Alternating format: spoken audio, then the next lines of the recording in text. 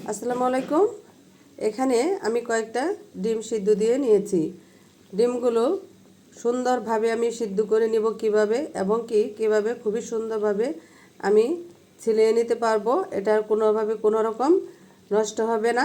তার জন্য এখানে আমি দিয়ে দিচ্ছি সয়াবিন তেল। এই তেলটা যদি আপনি দিয়ে দেন তাহলে এই ডিমের কখনো ডিম ছেলাতে নষ্ট হবে না এবং ডিমটা খুবই সহজভাবে খোসাটা উঠে আসবে এবং খুবই সুন্দরভাবে ছেলানো হয়ে যাবে।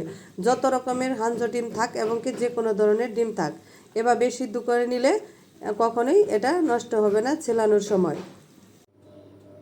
ডিমগুলো সিদ্ধ করে নেওয়া হয়ে গেছে। এখন আমি দেখেন কত সুন্দরভাবে খুব তাড়াতাড়ি খোসাগুলো আমি ছাড়িয়ে নিচ্ছি।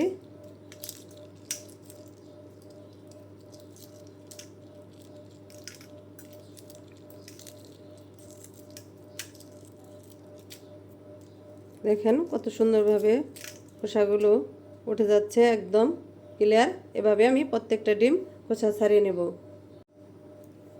এরকমভাবে তেল দিয়ে ডিমটা সিদ্ধ করলে কখনোই ডিমটা ছেলানো এখানে ভেঙে যাবে না, কোনো রকম কোনো চামড়া উঠে যাবে না। একদম খুবই সুন্দরভাবে আপনারা এভাবে ডিমগুলো সিদ্ধ করে নিতে পারবেন।